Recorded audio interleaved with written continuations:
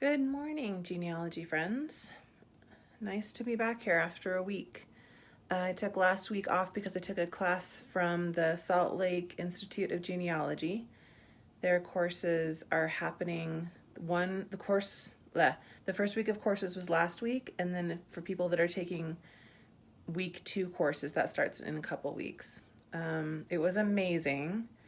I have so much that I want to share. It was also really hard because learning so much and being with everybody, you leave the courses and you have so much that you want to do and jump into your own research. And I had work stuff that had kind of piled up and I hadn't really seen my family. And I'll show you guys in a minute. I actually have a new project that I wanted to work on.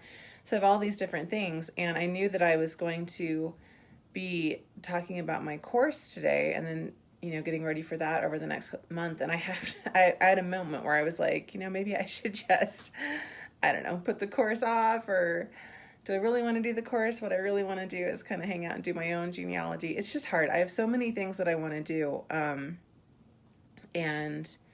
For family tree notebooks for my own genealogy, videos that I want to make. And there's just not enough hours in the day, but I am happy to report that the course is open for enrollment today, and I will talk more about that in a minute. Let me flip this around. It's chilly again here, so you've got Utah winter wear look. So the course that I took a course from Joshua Taylor. There were other instructors as well, but he was the one who ran the course, and he did most of the teaching, and it was about how to become a better researcher for online records. And it was great. It was so smart. We covered so many different things. I learned a ton. And then in the course, you have opportunities to network with the other people that are taking the course, other people that are involved with the Salt Lake Institute of Genealogy. So then I met a whole bunch of people and we had these great conversations. It was funny because you take the course and you're watching this video, you're in a Zoom call for basically an hour and a half. And then you have this little break before you go into another Zoom. And so you're supposed to kind of walk around and get away from the computer. But in the breaks, we would all rush off to these chat rooms to talk to each other.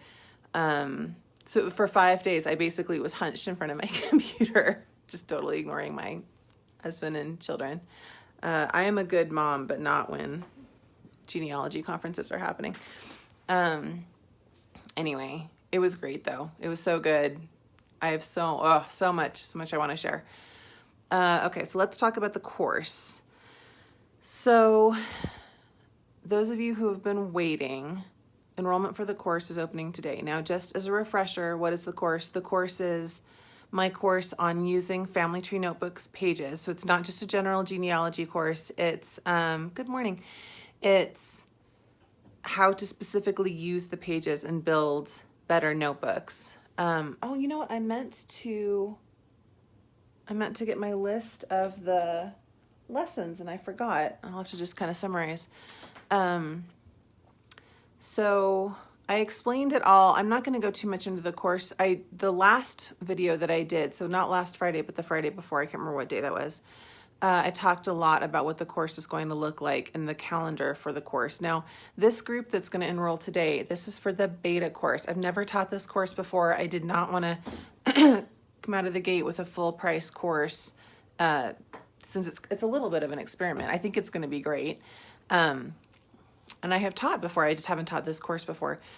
So this group, beta group, the course is $200 for the beta group. I still think it's going to be $350 when the real course starts later on this spring. But the beta group is my little experimental group. And because of that, it is a small group. I'm just going to throw that out there. I do not anticipate that it's going to be some mad rush and we're going to sell out, but I did want to let people know it's a small group. But if you don't make it in, I am going to be doing the course again. And you'll get a more polished course if you don't make it into this one.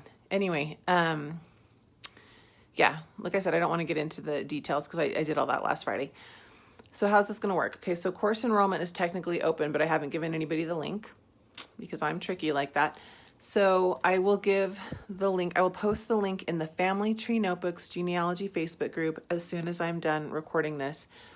with one quick pit stop to approve people who are trying to come into the group. Now, if you've tried to come into the group and I haven't approved you, it's because you haven't answered the membership questions.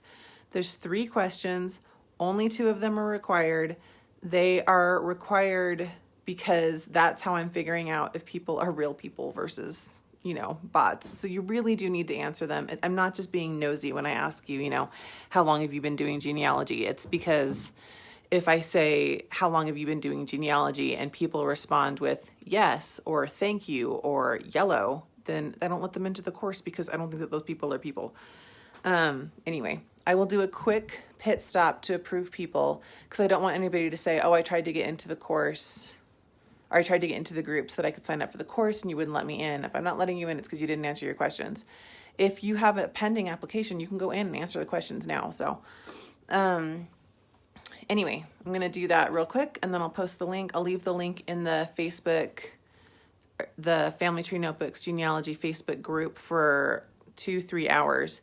And then I'll go ahead and put it out onto the general Facebook page where this video is. And I'll also probably email it out to my newsletter unless it's sold out, which I can't imagine it will be, but I don't know. I'm already in the course because I'm teaching the course. Okay, so what else are we going to do today? So let's move on for people who don't care about the course and don't want to hear about the course. I had something that I was going to teach, but my life is a little hectic right now, and I thought maybe it would just be more fun to show you what I'm working on. So I'm not going to divulge all of the details yet, but I picked up a new project this week while I was at the Salt Lake Institute of Genealogy, and because of that, I've been doing photos for the last couple of days, and I just thought I would show you the absolute chaos that is my photo studio. Giant air quotes are on that. I just climbed up onto a chair so I can give you the bird's eye view. This is my living room. It is a very small room, and at the moment I have completely murdered it so that I can turn it into a photo studio. If you follow me on Instagram, or to be fair, you guys are here on Facebook, you've seen the images. I do all of my own photography, and I have a rather specific photography style where I arrange things and I take pictures that look like this. So what are we looking at right now? Well, this is my table that I use to take pictures, and these planks are new. So these are redwood planks. They came from a chicken coop in Petaluma, California that was 120 years old. They demolished it, and I got some of the barn wood, and my stepfather ran it through the planer for me to sort of smooth it out, but it kept a lot of the grain. I didn't stain it or anything, so it kept the grain and the sand and kind of the roughness, and it's got this really just pretty barn wood, redwood, California thing going on. Here we see one of the things that I was working on last night. So I am completely dependent on natural light. And so because of that, I am dependent on the time of day and the weather. Right now, I wouldn't be shooting because I don't know if you can tell in this Facebook video, but it's a little too dim and the light that's coming in is a little blue because it's cloudy and it's still kind of early here. In a couple of hours, I will probably be able to take more photos. I have some prop fruit, which those oranges will be toast, but I will later rinse the strawberries and make my children eat them. Same with my prop grapes. I have all of these different trays. This new project, I'm doing kind of a circle theme. I really like to use trays in my photos because I think that it makes the photo look, it just gives your eye something to focus on.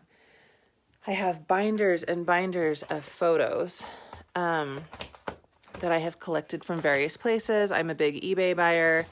I am making a real effort to include diversity in my photos, both ethnic groups, but also types of photos and types of families. So I'm working with that. And then I have all these props here. I've got ephemera. I have fake flowers. This is our rock collection, which usually just sits on our table for the kids to look through. I have larger props. These are different cloth backgrounds. Got some film reels. These are not Christmas cards. These are postcards, my postcard collection. Random little things. These are actually my archival gloves. This is what I use when I handle things that are like really delicate. I don't use them very often. I've got some ribbon and string. That ribbon is, I had to dye all of this. I don't use it too often, but it's nice to have it when I need it. And then I've got more ephemera. You might recognize the butterflies. I actually got new butterflies recently for this other project. Not sure about them. I think I like them, not really sure. The butterfly thing, if you've noticed a butterfly theme in my photos, it's actually kind of personal. Butterflies remind me of my grandmother, so I like to include them. I have larger foliage over here, and then I've got more photos. I wasn't kidding. I have binders and binders of photos, you guys. These are all, you know, if you've watched my thing on using page protectors, these are all carefully preserved photos that I use. Oh, this box is vintage cameras. This is my vintage camera collection. Not pictured in this room, I also have a vintage typewriter collection that I have to pull up later because I'm going to be using typewriters today, but I have our typewriters displayed in our basement. They don't live in here. I'll probably be pulling some of the props that I have off of my shelf, but these aren't really props. These are, you know, things that are from our lives, things that have been handed down that are important to me. Here I've got got a rug. I've got other backgrounds. Like crazy. I need somebody constantly behind me just ironing stuff if anybody wants a job. This is my big camera, as I call it. I don't use it that often. I actually shoot most of my stuff with my phone. I've got more ephemera. I have a stack of journals. These are all actually my journals, but they photograph nicely. I have some smaller, these are specific to the project I'm working on right now, little pieces of ephemera from our house. And then a couple, anybody who's really paying attention is going to have an idea about what I'm doing, but I'll talk about that in a couple days. And then I don't know if anybody remembers these. I've just got some little wax animals from the 50s. But as you can see, it's quite the production. I do this for 1 or 2 days. I shoot about 500 photos at a time. And, oh, I forgot. I've got my feather collection. I've got peacock feathers. I have turkey feathers. Wild turkey, and then I have different kinds of turkey, smaller, and chicken feathers, and then I have my magnifying glass collection. Little note about the feathers. The feathers are sort of a controversy, not controversial, but I had somebody who messaged me asking about the feathers because feathers, depending on where you are and what they are, they can be illegal. Like you can't have certain feathers and you can't be like, you basically can't be running around ripping feathers off of birds. My aunt has a farm and she has a ranch out in Petaluma. That's where I got the barnwood from the chicken coops. And when she finds feathers on the ground for me, she collects them and cleans them up. And then when I see her, I can pick them up. So don't worry, I'm not running around ripping feathers from turkeys. They are humanely gathered prop feathers. Anyway, I hope you found that interesting.